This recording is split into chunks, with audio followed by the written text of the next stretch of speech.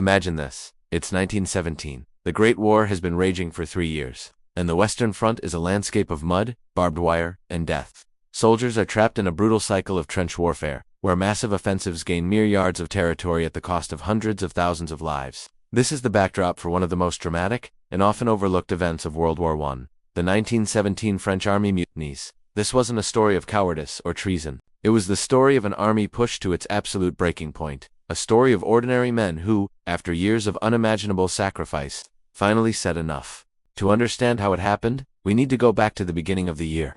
The winter of 1916 was one of the coldest on record. French soldiers, known as poilus, which literally means hairy ones, were living in freezing waterlogged trenches. Rations were poor, leave was infrequent, and the sense of hopelessness was overwhelming. They had endured the meat grinders of Verdun and the Somme, watching their friends die for inches of ground.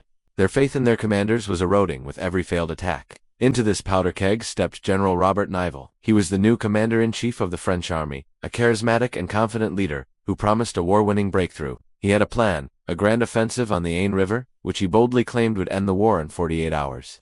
He sold this plan, the Nivelle offensive, with such conviction that he convinced both the French and British political leaders. Nivelle's confidence was infectious, at least at the top, but among the soldiers, there was skepticism. They had heard promises of decisive victory before. Still, a glimmer of hope remained. Maybe this time would be different. Maybe this was the big push that would finally get them out of the trenches and back home. The offensive was scheduled for April 16, 1917, but things started to go wrong even before the first shot was fired. The element of surprise was completely lost. The Germans had captured French soldiers carrying detailed plans of the attack. They knew exactly where and when the French would strike. In response, they pulled back to a heavily fortified new defensive line, the Hindenburg Line, leaving a devastated booby-trapped landscape in their wake. They reinforced their positions on the Chemin des Dames, the high ridge where Nivelle planned his main assault, turning it into a fortress. Despite clear signs that the plan was compromised, Nivelle pushed forward. He was a man blinded by his own ambition and unshakable self-belief. The attack began as scheduled on a cold, rainy morning. French soldiers advanced across a muddy, shell-cratered no-man's land, straight into a storm of German machine gun fire and artillery. The results were catastrophic. Instead of a swift breakthrough, the French army suffered staggering casualties. On the very first day, they lost around 40,000 men killed, wounded, or missing. The promised 48-hour victory turned into another bloody stalemate. For weeks, Nivelle ordered his men to continue the attacks, throwing wave after wave of soldiers against impenetrable German defenses. The casualty lists grew longer and longer. The hospitals overflowed. The hope that had flickered just a few weeks before was brutally extinguished and replaced by rage and despair. The soldiers felt utterly betrayed. They weren't just dying.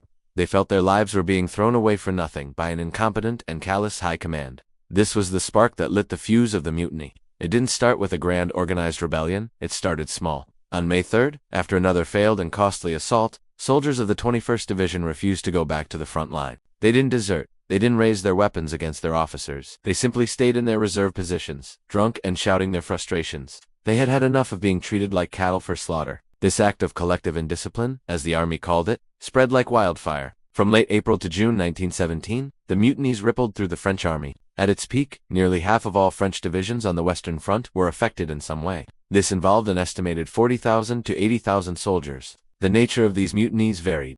In some units, soldiers simply refused orders to attack. They would agree to hold the line and defend their trenches, but they would not participate in another suicidal offensive. Their slogan became, "We'll defend the trenches, but we won't attack." It was a protest, not a revolution. They were patriots who were willing to defend France, but not to die for a general's folly. In other cases, the protests were more organized. Soldiers would elect representatives to voice their demands. They wrote petitions, and even created their own revolutionary songs. Their demands were surprisingly reasonable. They wanted an end to the pointless offensives, more regular and reliable leave to see their families, better food, and better care for the wounded. They were also angered by what they saw as inequalities, with factory workers back home earning good wages while they suffered for a pittance in the trenches.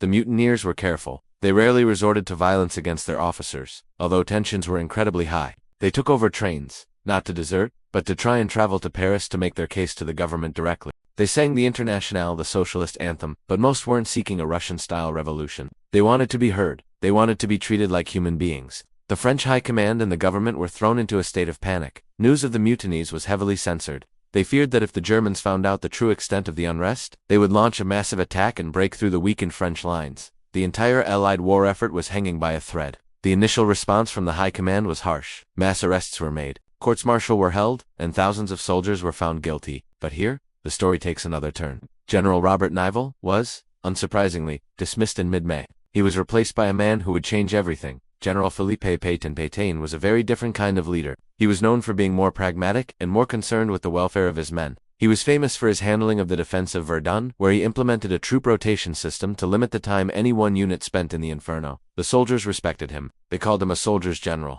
Pétain understood that pure repression would not work. It would only deepen the crisis and could potentially fracture the army completely. He adopted a two-pronged strategy. The first part was a carrot approach. He immediately visited the front lines, walking through the trenches and talking directly to the soldiers. He listened to their grievances. He promised there would be no more large-scale, futile offensives. He reformed the leave system, making it more regular and reliable so soldiers could see their families. He improved the quality of food and the conditions in rest areas behind the lines. Essentially, he showed the soldiers that he cared about them as men, not just as numbers on a strategic map. He famously told them, "I am waiting for the Americans and the tanks." This simple phrase was powerful. It gave the soldiers a new strategy and a new source of hope. It wasn't about endless, hopeless attacks anymore. It was about holding on, conserving strength, and waiting for the reinforcements and new technology that would give them a real chance of victory. But there was also a stick. While Pétain was showing his compassionate side, the army command was still determined to restore discipline. Out of the thousands of soldiers found guilty, around 3,400 were sentenced by courts-martial. Officially, about 554 were sentenced to death. But Pétain, seeking to balance justice with mercy, commuted most of these sentences. In the end, it's estimated that around 49 mutineers were officially executed. These executions served as a clear warning that while grievances would be heard, indiscipline would not be tolerated. The army had to function. By the autumn of 1917, Pétain's strategy had worked. The mutinies died down. Morale, while not soaring, had stabilized. The French army was once again a reliable fighting force. Capable of holding its sector of the Western Front, Pétain kept his promise. For the rest of 1917, the French launched only limited objective attacks, with overwhelming artillery support, designed to minimize casualties. The army held the line until the American expeditionary forces arrived in strength in 1918, and new tank tactics could be implemented. The 1917 French Army Mutinies remain a sensitive topic in France to this day. For decades, the event was shrouded in secrecy and censorship. It challenged the national myth of a unified nation and an army of heroes fighting with unwavering resolve. But the story of the mutineers is not a story of shame. It is a profoundly human story. It has a testament to the limits of human endurance and a powerful reminder that the men who fight wars are not cogs in a machine.